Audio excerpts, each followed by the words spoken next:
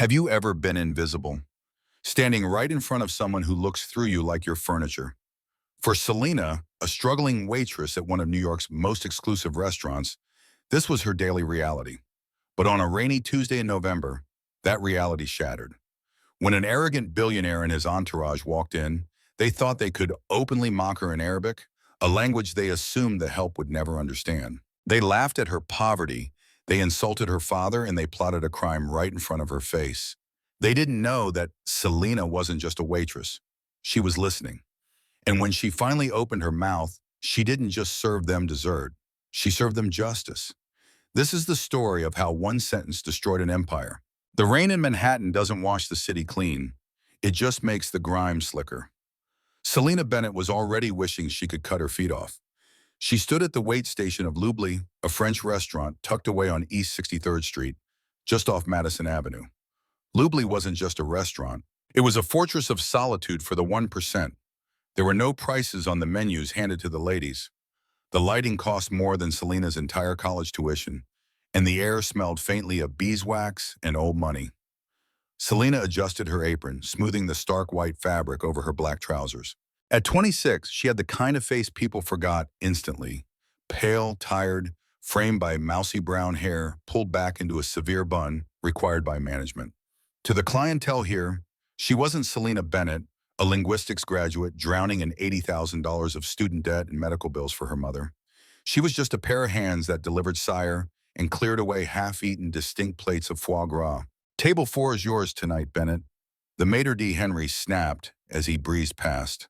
Henry was a short, bitter man from New Jersey who affected a French accent only when customers were within earshot. "VIPs, don't embarrass me." "Who is it?" Selena asked, checking her reflection in the polished brass of the espresso machine. "Sebastian Cross."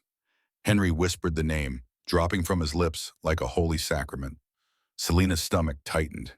Everyone knew Sebastian Cross. He was the CEO of Vertex Dynamics, a private equity firm that had been swallowing up Manhattan real estate like a starving wolf. He was 38, devastatingly handsome in that cold shark-like way, and worth an estimated $4 billion. He was also notorious for his temper.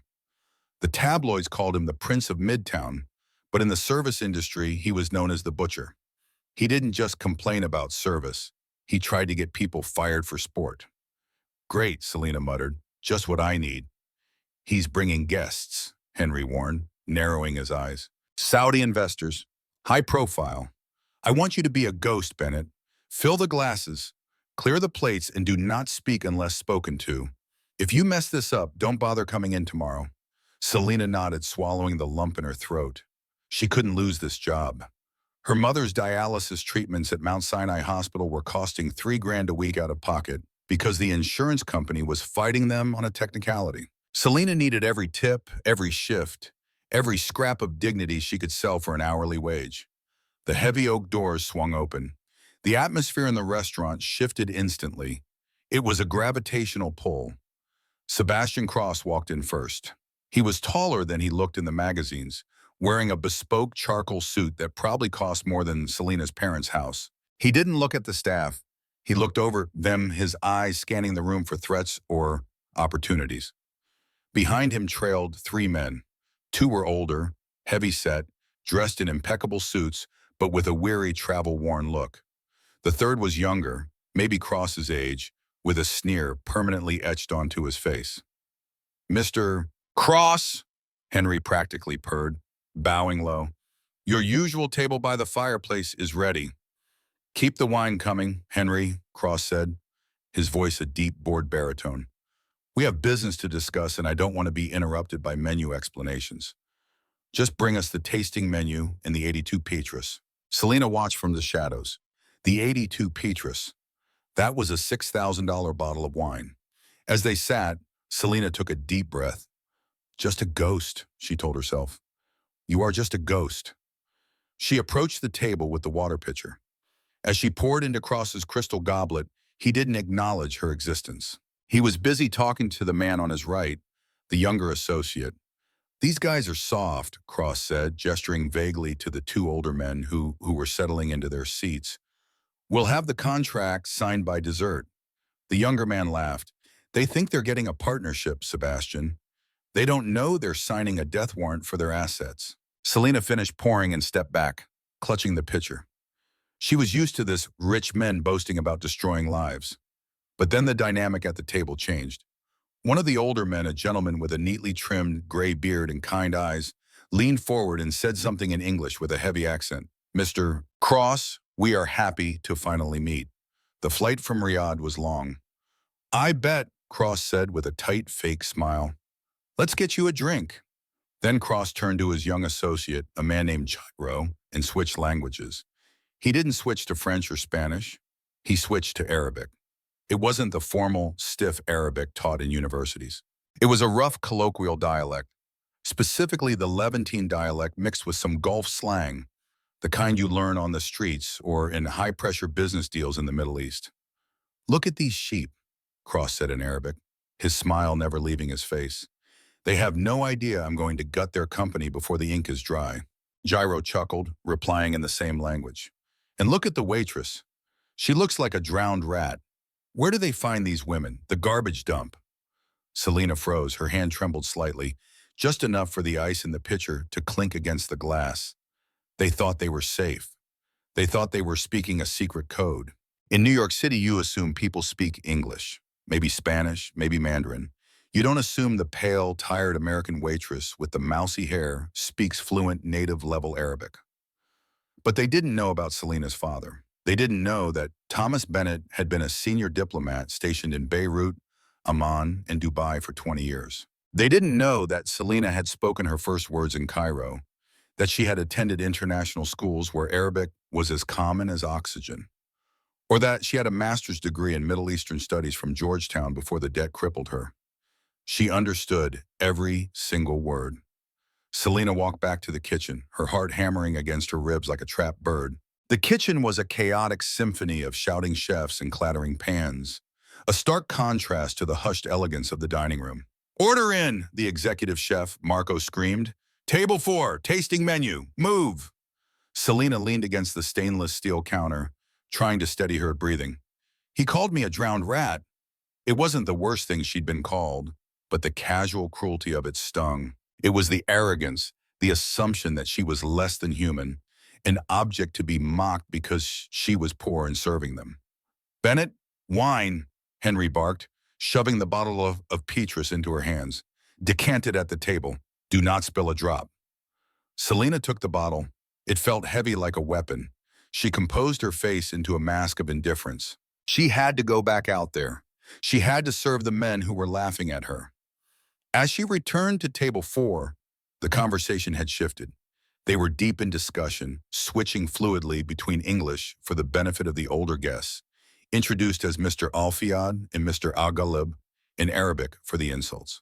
"So," Cross said in English, swirling his water, "the waterfront project in Jeddah. We are very excited about the architectural plans." "Yes," Mr. Alfiad nodded enthusiastically. "It will be a jewel of the Red Sea. My family has held that land for 3 generations. It is precious to us." Cross smiled, that predatory shark-like grin. "We will treat it with the utmost respect." Then, without missing a beat, he turned to Jairo and said in Arabic, "As soon as we get the deed, bulldoze the historic site. I want a casino and a high-rise there by next year. Screw their heritage." Selena was uncorking the wine. Her fingers tightened around the neck of the bottle. This wasn't just insults anymore. This was fraud. They were lying to these men, promising to preserve their legacy while planning to destroy it. Jairo laughed in Arabic. "Look at the old man's watch. A Patek Philippe, fake probably, just like his business acumen." Cross glanced up at Selena as she poured a taste of the wine into his glass. He looked her directly in the eyes, but he didn't see her. To him, she was a vending machine. "She's shaking," Cross observed in Arabic, staring right at her face. "Look at her hands, probably on drugs. Or maybe she's just terrified of being in the presence of actual money." "She smells like old frying oil," Jairo added, sniffing the air theatrically. "God, American service is trash. In Dubai, we would have her replaced in 10 minutes. Selena poured the wine. She didn't spill a drop. She placed the bottle on the coaster and stepped back, her face burning. The shame was a physical heat radiating from her chest up to her hairline. She wanted to drop the tray. She wanted to scream. She wanted to tell Mr. Alfiad that he was being swindled, but she couldn't. If she spoke up, she would be fired. If she was fired, her mother's treatment stopped. If the treatment stopped, her mother died. It was a simple, brutal equation. The silence was the price of her mother's life. She retreated to the shadows of the wait station, watching them. Is everything okay, Selena? She jumped. It was David, the busboy. He was 19, a sweet kid from Queens, working his way through community college. I'm fine, Selena whispered, her voice tight. That guy at table 4 is a jerk, David muttered, polishing a fork. I saw how he looked at you, like you were dirt. It's worse than that, David, Selena said, her eyes fixed on Sebastian Cross. He's not just a jerk, he's a monster. As the appetizers arrived, tuna tartare with caviar, Selena had to return. This time the conversation at the table had turned darker. They weren't just talking about real estate anymore. Cross was leaning in, his voice low. He was speaking English now, confident that the ambient noise of the restaurant would mask his words. The wire transfer needs to happen tonight, Gyro, before the SEC audits the accounts on Monday. We moved the $40 million through the shell company in the Caymans, then route it to the accounts in Zurich. Gyro nodded. And the investors, when they find out the liquidity is gone? By the time they figure it out, Cross smirked, we'll have declared bankruptcy on the subsidiary and bought the assets back for pennies on the dollar. It's perfectly legal if you squint. Selena's ears perked up. Insider trading, embezzlement. She wasn't a finance expert, but she knew enough to know that hiding $40 million before an audit was a felony. Then Cross switched back to Arabic, looking at Mr. Alfiad. Eat up, old man. It's the most expensive meal you'll never digest. Selena felt a surge of nausea. She looked at Mr. Alfiad. He reminded her of her own father before he got sick. Proud, trusting, a man of honor. He was eating the tartare, smiling, completely unaware that the man across from him was sharpening the knife to stab him in the back. She went to the kitchen to pick up the main course. Her mind was racing. I have to do something. But what? Who will believe a waitress over a billionaire? As she waited for the duck, a l'orange, she remembered something. Her phone. It was in her apron pocket. It was against policy to have it on the floor, strictly forbidden, but she had it because the hospital might call about her mom. She touched the outline of the phone through the fabric. Voice memo. It was a crazy idea. It was dangerous. If Henry caught her recording a customer, she would be blacklisted from every restaurant in New York. But if she didn't do it, these men would lose everything. She grabbed the heavy silver tray with the main courses. She took a deep breath. She walked back out. As she approached the table, she slid her hand into her pocket and double-tapped the side button she had mapped to the voice recorder app. She felt a short vibration. Recording. She set the plates down. Duck à l'orange, she said softly. Finally. Cross snapped in English. What did they do? Catch the duck themselves? Then in Arabic, he said the words that would seal his fate. Gyro, remind me to text Senator Miller later. We need to make sure he kills that investigation into the environmental report. Tell him I'll double his campaign donation to $50,000. Selena's heart stopped. Senator Miller, a real U.S. senator. This was bribery. This was massive, Gyro laughed. You think 50 is enough for Miller? Cross scoffed in Arabic. He's cheap. He'd sell his country for a new Rolex, just like this waitress would probably sell herself for $100. He looked at Selena, his eyes traveling up and down her body with a look of utter disgust. Look at her shoes, he sneered in Arabic. Walmart special. I bet she lives in a rat hole in the Bronx. Do you think she even knows what soap is? God, poverty is so ugly. Selena stood there, her hand hovering over the water glass. The insult pierced her armor. It wasn't just about the shoes. She did buy them at Walmart because she couldn't afford orthotics. She did live in a tiny apartment in the Bronx because rent was impossible. He was mocking her survival. He was mocking the very struggle that kept her mother alive. Something inside Selena Bennett snapped. It wasn't a loud snap. It was a quiet, cold click, like the safety coming off a gun. She finished pouring the water. She placed the pitcher down. She checked her pocket to make sure the phone was still recording. She looked at Sebastian Cross, really looked at him. He wasn't a billionaire lion anymore. He was just a small, insecure man with too much money and no soul. She walked away, back to the station. "You okay, Bennett?" Henry hissed. "You look pale." "I'm fine, Henry," Selena said, her voice surprisingly steady. "Actually, I'm better than fine." "Good, because they just asked for the dessert menu and Cross wants the check brought out with the coffee. He's in a rush." "The check?" Selena repeated. A plan began to form in her mind. A reckless, beautiful, terrifying plan. "Yes, the check, and make sure the gratuity is included. I don't trust him to tip well." Selena nodded. "I'll handle the check, Henry. Don't worry." She walked over to the POS terminal. She punched in the order for the coffees. Then she printed the bill. The total came to $8,450. She stared at the piece of paper. This piece of paper was the end of the transaction. Once they paid and left, they got away with it. The bribery, the fraud, the mockery, unless she made sure they didn't leave quietly. Selena took a pen from her apron. She flipped the bill over. Her hand hovered for a second. This was it, the point of no return. She walked back to table 4. The men were laughing, clinking their glasses of dessert wine. Mr. Alfayed looked happy. Cross looked triumphant. Selena approached the table. She didn't shrink away this time. She stood tall. "Can I get you gentlemen anything else?" she asked in English. "Just the check," Cross said, waving a hand dismissively. "And make it quick." "Certainly." Selena placed the leather folder containing the bill on the table, but she didn't leave. She stood there, her hands clasped in front of her. Cross looked up, annoyed. "What are you waiting for, a tip? It's on the card." Selena smiled. It wasn't a waitress smile. It was the smile of someone holding a detonator. "Actually, sir," she said, her voice clear and carrying through the sudden lull in the restaurant's noise. "I just wanted to clarify something regarding the—" She paused, letting the silence hang. "The campaign donation to Senator Miller." Cross froze. The blood drained from his face so fast it looked like a magic trick. The silence that followed Selena's question was heavy, suffocating. It wasn't the silence of an empty room. It was the silence of a bomb that had just landed but hadn't yet detonated. Sebastian Cross stared at her, his fork suspended halfway to his mouth. For a split second, his arrogant mask slipped, revealing a flash of genuine primal fear. But just as quickly, the shark swam back to the surface. His eyes narrowed into slits. "Excuse me," Cross said, his voice dropping to a dangerous whisper. "I don't think I heard you correctly. Did you just eavesdrop on a private conversation?"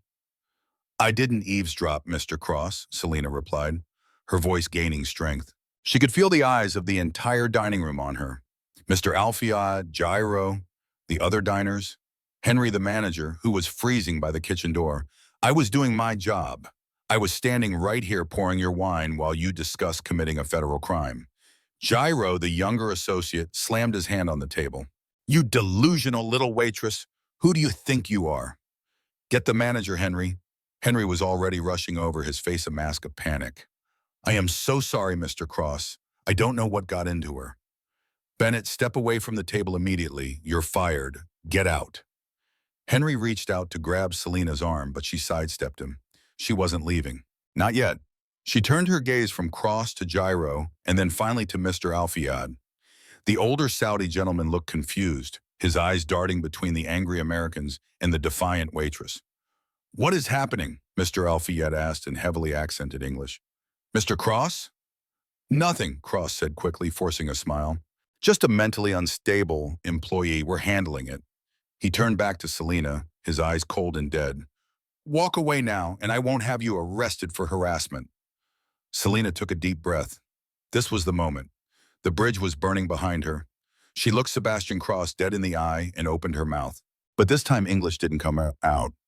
"You called Mr. Alfayed a sheep," Selena said. She spoke in Arabic. It wasn't just passable Arabic. It was flawless.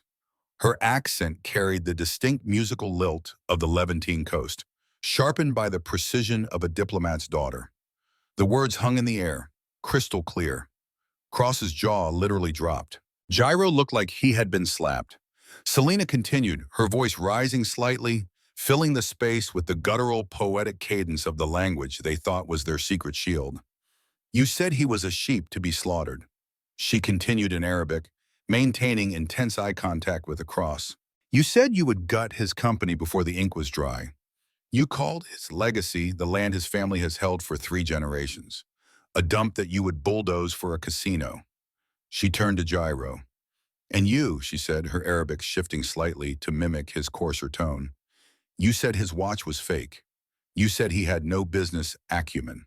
You mocked his honor while eating his food. The transformation in the room was absolute.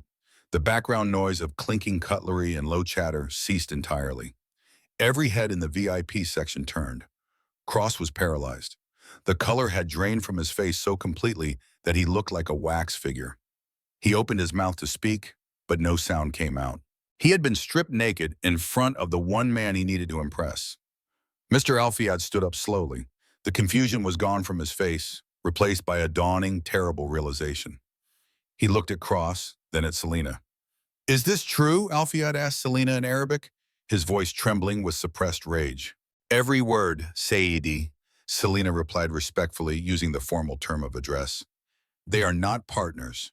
They are predators. They are planning to move $40 million through a shell company in the Cayman Islands tonight to hide it from an audit on Monday. They are using your investment to cover their debts. Cross snapped out of his shock. Shut up, he screamed in English, standing up and knocking his chair over. She's lying. She's crazy. She doesn't know what she's talking about. I know exactly what I'm talking about. Selena switched back to English, her voice cutting through his shouting. I have a master's degree in Middle Eastern Studies from Georgetown University. My father was Thomas Bennett, the U.S. diplomat to Jordan. I speak better Arabic than you do, Mr. Cross, and unlike you, I know the difference between business and theft. Henry, the manager, was shaking. He looked from the billionaire to his waitress, realizing that the power dynamic had just shifted violently. He didn't know what to do. You're finished, Cross hissed, stepping toward her aggressively. His hands were clenched into fists. You're done in this city. I will make sure you never work again. I'll sue you for slander, for defamation, for what? Selena interrupted, holding up her phone. The screen was glowing. I recorded it, she said. The last 20 minutes, the bribery talk about Senator Miller, the fraud scheme, the insults, it's all here. And I just hit send to a cloud backup. The blood left Cross's face again. He lunged for the phone. Don't touch her. The booming voice didn't come from security. It came from Mr. Alfiad. The older man, who had seemed so gentle and jovial just minutes ago, stepped between Selena and Cross with surprising speed. He was shorter than Cross, but in that moment he possessed the authority of a king. He held up a hand, and his bodyguards, who had been sitting at a nearby table, instantly materialized at his side. 2 massive men in black suits blocked Cross's path. Cross skidded to a halt, looking at the wall of muscle. Mr. Alfiad, Cross stammered at him, sweat beading on his forehead. Please, let's not be hasty. This girl is an extortionist. She's twisting my words. It was a joke. Just locker room talk. Mr. Alfiad turned to Cross. The look of disgust on his face was withering. A joke, Alfiad said in perfect unaccented English. Another twist.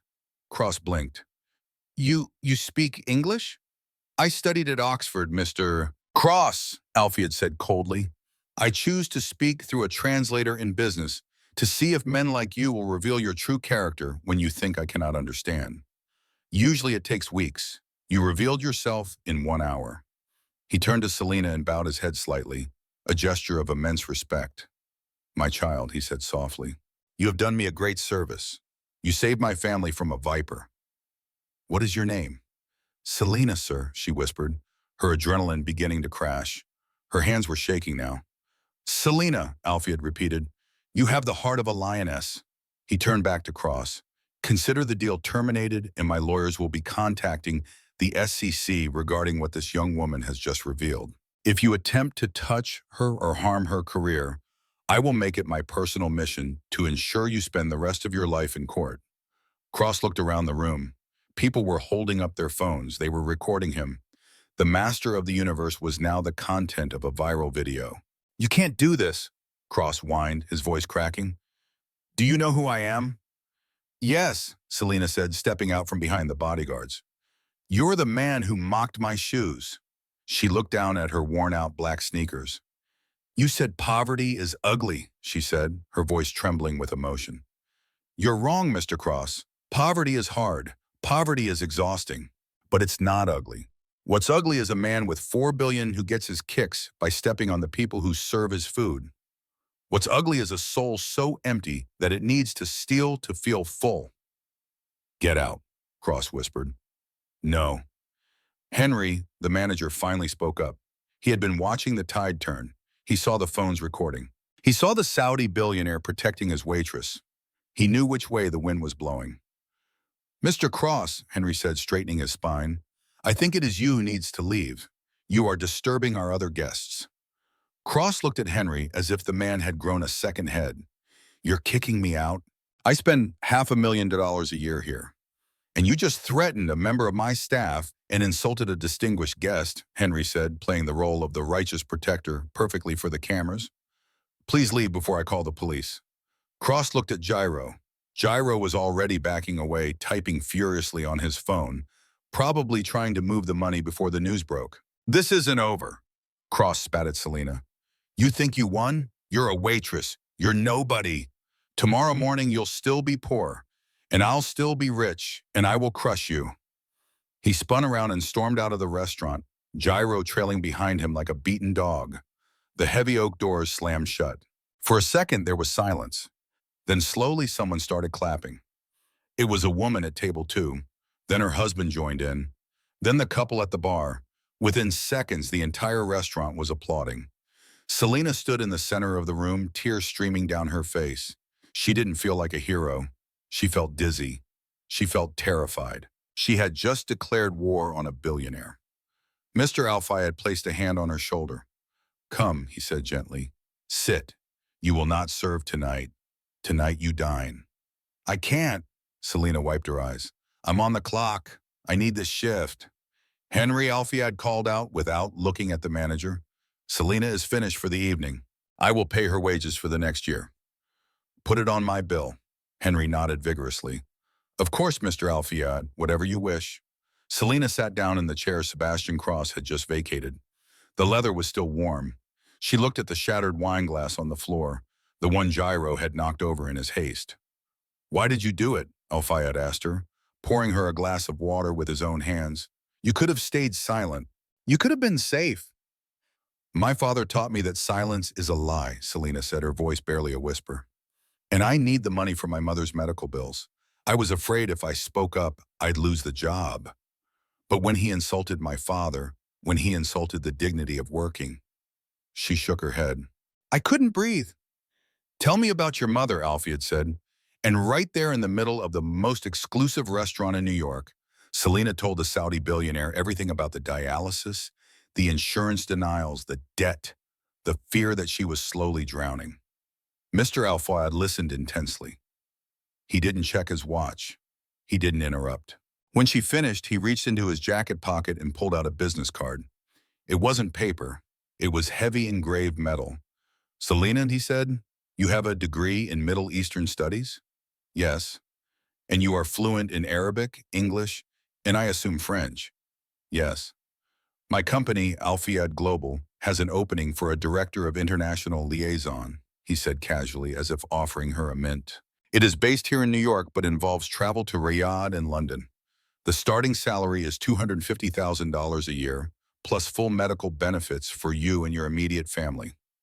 No deductibles, no fighting with insurance. Selena stared at the card. The numbers swam before her eyes. I don't know what to say. Say yes, Al-Fayed smiled. But first we must deal with Mr. Cross because men like him do not go down quietly. He was right. The next morning, Selena woke up in her cramped Bronx apartment. For a moment, she thought it was all a dream. Then she saw the metal business card on her nightstand next to her mother's pill bottles.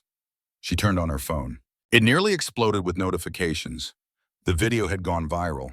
A diner at Table 5 had live-streamed the entire confrontation on TikTok. The video, titled Waitress Roasts Billionaire in Arabic, had 14 million views in 8 hours. Selena scrolled through the comments. The way she switched languages gave me chills. Give this girl a medal. Sebastian Cross is done. Hash Vertex fraud. But amidst the support, the darkness was already gathering. Her email inbox was full of hate mail. Bots clearly paid for, flooding her social media with threats, doxing attempts, people calling her a liar, a spy, a plant. Then her phone rang. It wasn't Alfiad, it was a restricted number. Miss Bennett? A cold, metallic voice spoke. Who is this? This is the legal counsel for Vertex Dynamics. We are informing you that a lawsuit has been filed against you this morning in the Southern District of New York. We are suing you for defamation, breach of privacy, and recording without consent. We are seeking damages of $10 million. Selena's heart hammered. I recorded a crime. You recorded a private conversation in a private establishment, the lawyer droned, and we have also filed a restraining order. Furthermore, we have contacted the hospital regarding your mother's accounts. It seems there are some irregularities with your previous payments. We'd hate for her treatment to be interrupted due to a legal freeze on your assets. Selena dropped the phone. They weren't just attacking her, they were attacking her mother. Sebastian Cross wasn't just mad, he was trying to kill them. She grabbed her coat and ran out of the apartment. She had to get to the hospital. She had to make sure her mom was okay. When she arrived at Mount Sinai, the reception desk was chaos. Reporters were camping out in the lobby. Are you Selena Bennett? A camera was shoved in her face. Did you really blackmail Sebastian Cross? Get away from me. Selena pushed through the crowd. She reached her mother's floor. The nurse at the station, Mrs. Higgins, looked grave. Selena, Mrs. Higgins said, admin called. They put a hold on your mother's dialysis scheduled for this afternoon. They said there's a legal injunction freezing your bank account. He can't do that, Selena screamed, tears springing to her eyes. That's illegal. He's a billionaire, honey, by Shetina, Mrs. Higgins said sadly. They can do whatever they want until a judge tells them to stop. And by then, her mother would be in toxic shock. Selena sank to the floor of the hospital corridor. She had played her hand. She had stood up for the truth. And now the monster was crushing her just like he said he would. Her phone buzzed again. It was a text from an unknown number. Meet me at the Vertex Tower lobby in 30 minutes. Bring the recording alone. If you want your mother to live, you'll sign the NDA. It was from Gyro. Selena stared at the screen. She wiped her tears. The fear was still there, but something else was rising beneath it. A cold, hard resolve. She looked at her sleeping mother through the glass of the room. Her mom looked so frail. Selena stood up. She typed a reply. I'm coming. She wasn't going to sign. She was going to finish it. But she couldn't do it alone. She opened her contacts and found the number on the metal card. Mr. Alfiad, she said when he answered. They froze my mother's treatment. They want me to meet them. Stay where you are, Selena. Alfiad's voice was like granite. Do not go to him. I have to, Selena said. He has my mother. No, Alfiad said. He thinks he has your mother. Selena, listen to me carefully. I have already spoken to the hospital board. I just donated $5 million to the Mount Sinai renal unit this morning. Your mother's treatment is paid for life. The freeze is lifted. Selena gasped, holding the phone with both hands. You did what? I told you, Alfiad said. We are partners now, but Cross does not know this yet. He thinks you are desperate. He thinks you are broken. He wants me to meet him at his tower. Good. Alfiad said, go, but you won't be alone. Do you remember the irregularities Cross mentioned in the restaurant about the senator? Yes. I made a call to an old friend of mine, Alfiad said. The Attorney General of New York. He is very interested in that recording. He will be wearing a wire. And so will you. The lobby of Vertex Tower on 57th Street was designed to make you feel small. The ceilings were 40 feet high. The walls were lined with cold Italian marble, and the air was filtered to a sterile, odorless chill. Selena walked in. She wore her waitress coat over her street clothes, a psychological armor. She clutched her purse tightly against her chest. To the casual observer, she looked like a terrified young woman coming to beg for mercy. That was exactly what they needed Sebastian Cross to see. She approached the security desk. I'm here to see Mr. Cross, she said, her voice shaking just the right amount. The guard didn't even check the list. Penthouse, elevator bank C, he's expecting you. The elevator ride took a full minute. Her ears popped. She checked the small, unobtrusive brooch pinned to her coat. It looked like a cheap piece of costume jewelry, a copper flower. In reality, it was a high-fidelity microphone provided by the Attorney General's tactical unit, transmitting live audio to a van parked 2 blocks away. Just get him to say it, the AG had told her. He needs to confirm the intent to harm your mother and the bribery. Be the victim. Let him gloat. The elevator doors slid open. Sebastian Cross's office was a shrine to his own ego. It was a glass box floating over Central Park. The rain had stopped, leaving the city below gray and sharp. Cross was standing by the window looking out. Gyro was sitting on a leather sofa, scrolling through a tablet. You came, Cross said without turning around. You didn't give me a choice, Selena replied, stepping into the room. Cross turned. He looked relaxed, almost bored. He held a tumbler of amber liquid, probably a scotch older than Selena herself. There's always a choice, Selena, he said, walking over to his massive mahogany desk. You could have chosen to stay poor and anonymous. You could have chosen to mind your own business, but you chose to play hero. He picked up a thick document bound in blue paper and tossed it across the desk. It slid across the polished wood and stopped right at Selena's fingertips. The non-disclosure agreement, Cross said, and a settlement offer. Selena looked at the paper. Settlement? $50,000? Gyro piped up from the couch, snickering.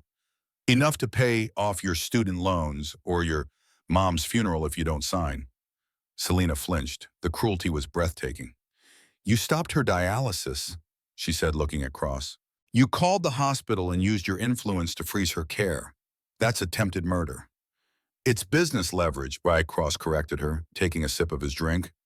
I sit on the donor board for Mount Sinai. I simply raised a concern about potential fraud in your billing. The bureaucracy did the rest. It's amazing what a few phone calls can do when you own the building. Got him, Selena thought. Admission of influence peddling and extortion. If I sign this, Selena asked, her voice trembling, you'll turn it back on. You'll let her live. The moment the ink is dry, Cross promised. I'll call the chief of medicine myself, but there's a condition. What condition? The recording, Cross said, his eyes hardening.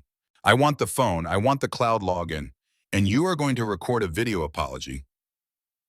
You will state that you doctored the audio, that you were high on narcotics, and that you made the whole thing up to blackmail me. Selena gripped the edge of the desk. But that's a lie. You did bribe Senator Miller. I heard you say you'd give him $50,000 to kill the environmental report. Shh. Cross put a finger to his lips, mocking her. We don't call it a bribe, Selena. We call it lobbying. And yes, Senator Miller is expensive, but he's effective. The wire transfer to the Caymans is already done. The money is gone. The report is dead. And you? He walked around the desk and stood inches from her face. She could smell the expensive cologne and the stale scotch. You are going to disappear. You will sign this. You will save your mommy, and then you will move to, I don't know, Ohio, somewhere I don't have to look at your poverty. Selena looked down at the contract. I, Selena Bennett, hereby retract all statements. She picked up the pen. Does it make you feel big? She asked softly. What? Cross frowned. Destroying people who can't fight back? Does it fill that hole inside you? Cross laughed. It was a deep, hollow sound. There is no hole, Selena. There is only the food chain. I am at the top. You are plankton. Now sign. Selena brought the pen to the paper. She hesitated. Gyro, Cross snapped. Show her the live feed. Gyro held up his tablet. It showed a camera feed from the hospital waiting room. We have a guy there right now, Gyro said. If you don't sign in 10 seconds, he tells the admin to discharge her permanently. Selena dropped the pen. She looked up at Sebastian Cross. The fear vanished from her eyes, replaced by the same cold steel she had shown in the restaurant. You know, she said, her voice clear and strong, you really should have learned Arabic. Cross looked confused. What if you knew Arabic? She smiled. You'd know the proverb, the oppressor builds his house on the edge of a cliff. What the hell are you talking about? Cross demanded. I'm talking about the fact that Senator Miller isn't the only one listening, Selena said. She tapped the flower brooch on her coat. Cross's eyes widened. He looked at the brooch. Then he looked at the door. You didn't, he whispered. I didn't come alone, Selena said. The heavy double doors of the office didn't just open. They were rammed open. Federal agents, nobody move. The room was instantly flooded with tactical gear. A dozen agents and FBI windbreakers swarmed the penthouse. Sebastian Cross stumbled back, knocking his scotch glass onto the floor. It shattered, a perfect callback to the wine glass Gyro had broken the night before. Hands where I can see them now. Gyro threw the tablet into the air and dived behind the couch, squealing like a child. Cross stood frozen, his face a mask of absolute disbelief. Behind the agents walked a tall man in a trench coat, Attorney General Marcus Thorne, and right beside him, Mr. Alfiad. You, Cross stammered, pointing a shaking finger at Selena. You wore a wire, you entrapment. Mr. Cross, the Attorney General stepped forward, holding up a warrant. We have you on tape confessing to extortion, wire fraud, and conspiracy to bribe a federal official. We also have the transaction logs from your Cayman accounts, courtesy of Mr. Alfiad's forensic accountants who have been tracking your shell companies since last night. This is a mistake, Cross said, his voice rising to a panic. I want my lawyer. You can't touch me. I'm Sebastian Cross. And I, Mr. Alfiad said, stepping forward calmly, am the man whose investment you tried to steal. Alfiad looked at the billionaire with pity. You called us sheep, Mr. Cross, but you forgot that sheep have shepherds, and when the wolf comes, the shepherd does not run. An agent grabbed Cross's arms and wrenched them behind his back. The sound of handcuffs ratcheting shut was the loudest sound in the room. Selena, Cross screamed as they dragged him toward the door. Selena, tell them I'll give you $1 million, $2 million. Don't let them take me. Selena watched him. She didn't feel happy. She didn't feel triumphant. She just felt a profound sense of relief. My name is Miss Bennett, she said quietly, and I can't be bought. They hauled him out, his expensive Italian loafers dragging on the carpet. Gyro was let out behind him, weeping openly. When the room cleared, leaving only the AG, Alfiad, and Selena, the silence returned. We got it all, the Attorney General said, shaking Selena's hand. The threat against your mother was the final nail. He's looking at 20 years minimum. RICO charges stick hard. Thank you, Selena said, her knees finally giving out. She sat down on the leather sofa. Mr. Alfiad sat beside her. Your mother? I need to go to Selena said. My driver is downstairs, Alfiad said. But first, he handed her a thick envelope. What is this? All severance pay? Alfiad winked. From your waitressing job. Henry called. He said you are indefinitely on leave because you are overqualified. This is your signing bonus for Alfiad Global. The contract is inside. We need you in London next week to help us vet a new partner. Someone honest this time. Selena opened the envelope. It was a check. The amount was enough to pay off her parents' house, her student loans, and her mother's care for a decade. She looked up at him, tears spilling over. Why? Why do this for a stranger? Because, Alfiad said, standing up and buttoning his coat. You reminded me that dignity is not a matter of wealth. It is a matter of character. And you, Selena Bennett, are the richest person I have met in New York. The restaurant Lubli was still there, but table 4 was occupied by a nice tourist couple from Iowa. Selena walked in, not wearing an apron but a tailored navy suit. She looked different, confident. The shadows under her eyes were gone. Table for one? The new maitre d' asked. Henry had been fired shortly after the scandal broke. No, Selena smiled. I'm meeting a friend. She walked to the back to the corner booth. Mr. Alfiad was there, sipping mint tea. You're late, he teased. Traffic in the Holland Tunnel. She laughed, sitting down. The UN delegates keep blocking the avenues. How is your mother? She's gardening again. Selena beamed. Actually gardening. The new treatment protocol is working miracles. Alhamdulillah, Alfiad nodded. Selena looked around the restaurant. She saw a waitress drop a fork. The girl looked terrified, waiting for a reprimand. Selena stood up, walked over, and picked up the fork. She handed it to the girl with a warm smile. "Don't worry," Selena whispered. "It's just a fork. You're doing great." The girl smiled back, relief washing over her face. Selena returned to the table.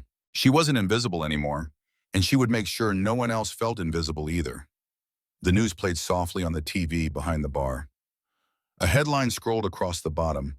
Disgraced CEO Sebastian Cross sentenced to 25 years. Vertex Dynamics dissolved. Selena didn't even look at the screen. She picked up the menu. "So," she said to Mr. Alfiad, "shall we order? I hear the duck à l'orange is excellent, and I promise not to record you." Mr. Alfiad laughed, a loud booming sound that filled the room. "To the truth," he raised his glass. "To the truth," Selena replied, clinking her glass against his. The sound rang out clear as a bell. And there you have it. Sebastian Cross thought his billions gave him the right to treat people like garbage. He thought language was a barrier that could hide his crimes. But he forgot the golden rule of life. Character is what you do when you think no one is watching. Selena didn't just win a lawsuit. She reclaimed her dignity. In the poignant tale of Selena Bennett, a weary waitress burdened by invisible struggles, we uncover a life lesson that cuts straight to the soul. True power doesn't reside in billions or boardrooms, but in the quiet courage to reclaim your dignity when the world tries to strip it away. Selena endured mockery in a language her tormentors thought was their private shield. Insults hurled at her poverty, her appearance, and her worth, all while she served them with trembling hands, fearing the loss of her job would cost her mother's life. Yet, in that moment of unbearable humiliation, something unbreakable awakened within her.